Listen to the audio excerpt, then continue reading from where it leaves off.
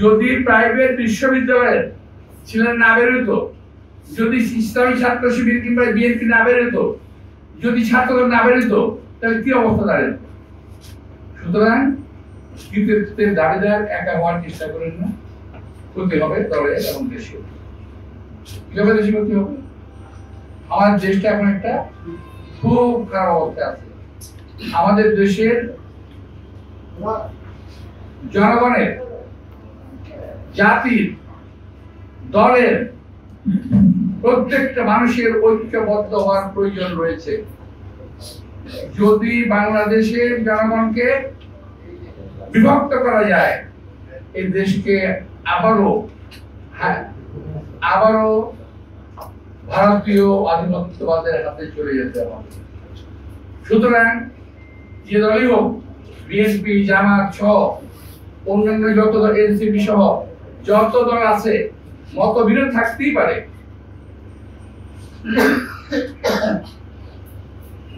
মতবিরোধ থাকতেই পারে আমাদের, কিন্তু জাতীয় স্বার্থে, দেশের স্বার্থে আমাদেরকে একটা কথা মনে রাখতে হবে, ঐক্যবদ্ধ থাকতে হবে। যদি জাতি, বাঙালি জাতি, বাংলাদেশী জনগণের একটাই কিন্তু শক্তি। আমাদের খুব শক্তি নেই, আমাদের অনেক অস্ত্র নাই, আমাদের অনেক কিছু নাই, কিন্তু একটা জিনিস আছে, সেটা হলো ঐক্য, যেটা আমরা জুলাই আগস্টে প্রমাণ করেছি। জাতীয় ঐক্য এই দেশ থেকে স্বৈরাচারকে বিদায় করতে পেরেছি আমরা।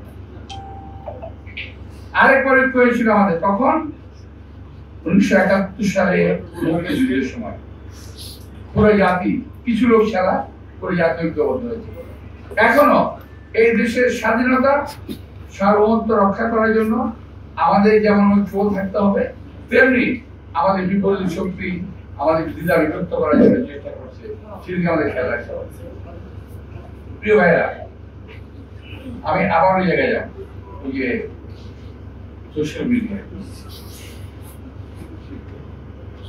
এটা হলো যে এটার কাজ কি জানেন? শুধুমাত্র দেশের ভিতরে একটা অস্থিতিশীল অবস্থা, পরিস্থিতি তৈরি করা, যে কোনো অবস্থা।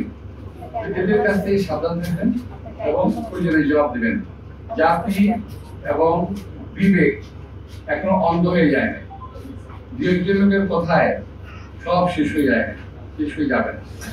তো প্রিয় ভাইরা, আজকে আমাদের নির্বাচন ব্যবস্থা, এটা কিন্তু ধসে পড়া। এটাকে আজকে একটা সাহেব ঠিক করার চেষ্টা করেছেন, ঠিক করছেন, নির্বাচন হবে। কিন্তু নির্বাচন নিয়ে কোন রকম ধোঁয়াশা সৃষ্টি করা যাবে না, যদিও এখন কিন্তু নির্বাচন নিয়ে ধোঁয়াশা সৃষ্টি হচ্ছে। আমি আমার দিক থেকে বলতে পারি, আমার দিক থেকে আমার যে পলিটিক্যাল, আমার যে অভিজ্ঞতা, অ্যানালিসিস, এটা কিন্তু ভাই সাংবাদিক ভাই, আমি আবার বলি, এটা আমার কথা, আমার দলের কথা না, অন্য কারোর কথা না। যা অবস্থা আমি দেখতে পাচ্ছি, আমি বলেছিলাম যে আপনাদের সব কথা মানা যাবে না। আচ্ছা বলেন তো, সবাই কি সব কথা মানছে? এই যে আলোচনা, এই হচ্ছে আমি দিয়ে যাবো, সবাই কি মানছে? কেউ 10টা মানছে, কেউ 5টা মানছে, কেউ 15টা মানছে, এবং কারেকশন হচ্ছে। আর আমি যে কথাটা এক মাস আগে বলছি, 2 মাস আগে বলছি, যে আপনারা বলবেন সেটা কারেকশন করবো, কারেকশন হচ্ছে। এখন কথা বলেন না কেন? লম্বা লম্বা কথা বলছি, যা বলে ঠিক বলি। এখনো বলছি যে এখন যে প্রক্রিয়া হচ্ছে, আমি ডাক্তার প্রফেসর সাহেবকে শ্রদ্ধা জানিয়ে কথা বলতে চাই।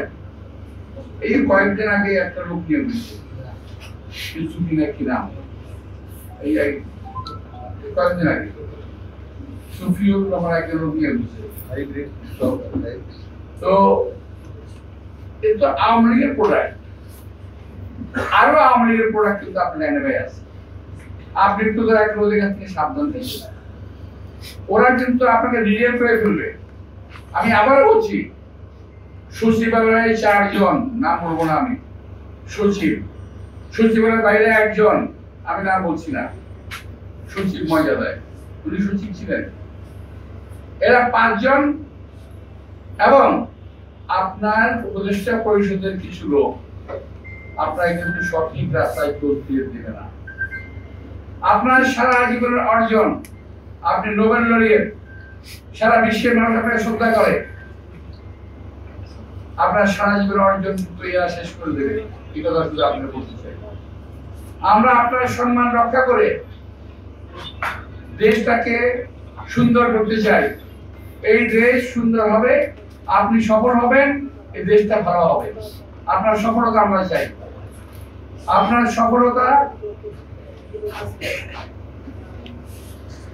সফলতা আমার দেশ, দেশের মানুষ চাই, আমরা চাই।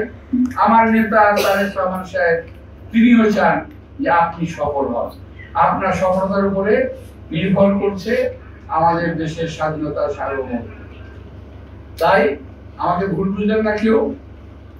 আমি বলতে চাই যে আপনি দয়া করে জায়গা থেকে সাবধান থাকবেন। একে অপরকে আমরা দাওয়া বাড়াচ্ছি, এটা যেমন ঠিক না, আবার যারা যে আছে এই কথা অস্বীকার করা যাবে না।